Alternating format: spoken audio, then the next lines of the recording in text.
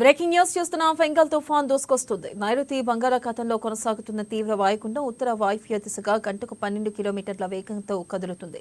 ఇది ట్రింకోమలికి తూర్పుగా 110 కిలోమీటర్లు, నాగపట్నానికి ఆగ్నేయంగా 350 కిలోమీటర్లు, పుదుచ్చేరికి ఆగ్నేయంగా 450 కిలోమీటర్లు, చెన్నైకి ఆగ్నేయంగా 500 కిలోమీటర్ల దూరంలో కేంద్రీకృతమై ఉందని వాతావరణ శాఖ విశాఖ తుఫాన్ హెచ్చరికల కేంద్రం తెలిపింది. ఇక ఇది బుధవారం సాయంత్రం 5:30 తుఫానుగా బలపడింది.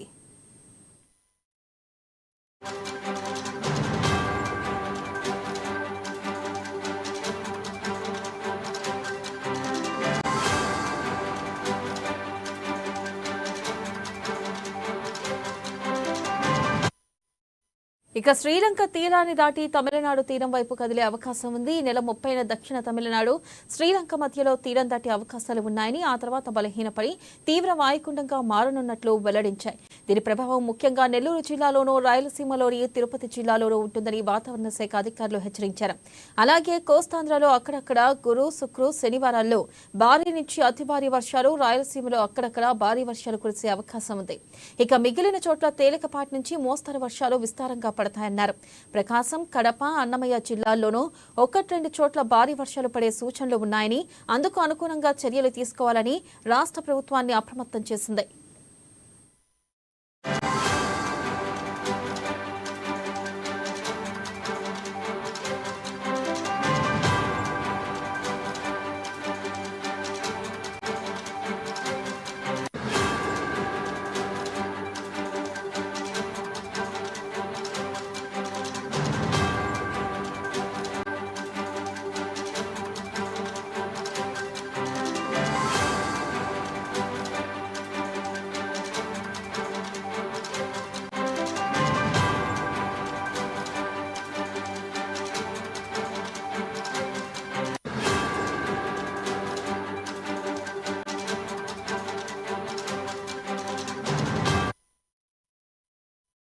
ఇక తుఫాన్ కారణంగా విశాఖపట్నం, మచిలీపట్నం, నిజాంపట్నం, కృష్ణపట్నం పోర్టుల్లో 1వ నెంబర్ ప్రమాద హెచ్చరికను, కాకినాడ, గంగవరం పోర్టుల్లో సిగ్నల్ 4తో 1వ నెంబర్ ప్రమాద హెచ్చరికను జారీ చేశారు.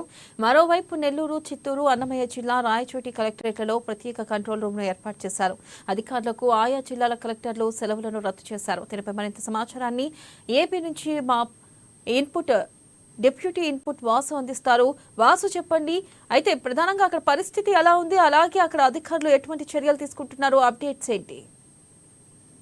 వెనుల నైరుతి బంగాళాఖాతంలో తీవ్ర వాయుగుండం స్థిరంగా కొనసాగుతుంది. ప్రస్తుతానికి ఇది త్రికోమలికి 100 కిలోమీటర్లు, నాగపట్నానికి 300 కిలోమీటర్లు, పుదుచ్చేరికి 410 కిలోమీటర్లు, చెన్నైకి 409 కిలోమీటర్ల దూరంలో కేంద్రీకృతమైంది. రానున్న కొన్ని గంటల్లోనే శ్రీలంక తీరాన్ని తుఫానుగా మారే అవకాశం ఉంది. అక్కడ శ్రీలంక తీరంలో దాటే అవకాశం ఉంది. ఆ తర్వాత ఇది ఉత్తర వాయువు దిశగా పయనించి శనివారం ఉదయం ఉత్తర తమిళనాడు, పుదుచ్చేరి తీరాల వెంబడి కూడా కారైకల్ మరియు మహాబలిపురం వద్ద తీవ్ర వాయుగుణంగా తీరం దాటే అవకాశం కూడా ఉంది. ఇది తుఫాను కూడా ఏర్పడే అవకాశం ఉందని వాతావరణ శాఖ ఇప్పటికే హెచ్చరించడం జరిగింది. దీని ప్రభావంతో 3 రోజులు దక్షిణ కోస్తా ఆంధ్రాలను భారీ వర్షాలు, ఒక మాది నుంచి భారీ వర్షాలు కురిసే అవకాశం ఉంది. అదేవిధంగా రాయలసీమలో శుక్ర, శనివారాలు కూడా అక్కడక్కడ భారీ నుంచి అతి భారీ వర్షాలు కురిసే అవకాశం ఉంది.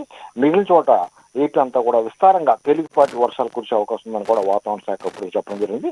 దక్షిణ కోస్తా తీరం వెంబడి కూడా గంటకు 35 నుంచి 45 కిలోమీటర్ల వేగంతో, గరిష్టంగా 50 కిలోమీటర్ల వేగంతో ఈదురుగాలులు వీసే అవకాశం. ప్రస్తుతానికి సముద్ర తీరం అంతా కూడా ఈదురుగాలులు బలంగా వీస్తున్నాయి. ఏపీ సముద్ర తీర ప్రాంతం అంతా కూడా అల్లకల్లోలంగా మారింది.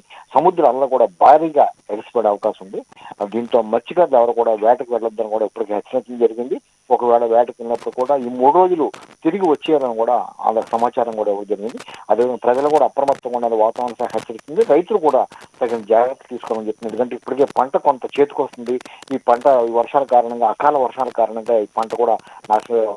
మొత్తానికి రాయలసీమ, దక్షిణాంధ్రకి వర్ష సూచన హెచ్చరిస్తుంది. రానున్న 2-3 రోజుల్లో ఒక మాది నుంచి భారీ వర్షాలు కురిసే అవకాశం వాతావరణ శాఖ అయితే హెచ్చరిస్తుంది. మత్స్యకారులు, ప్రధానంగా మత్స్యకారులు ఎవరు కూడా వేటకు వెళ్ళడం కూడా హెచ్చరించడం జరిగింది.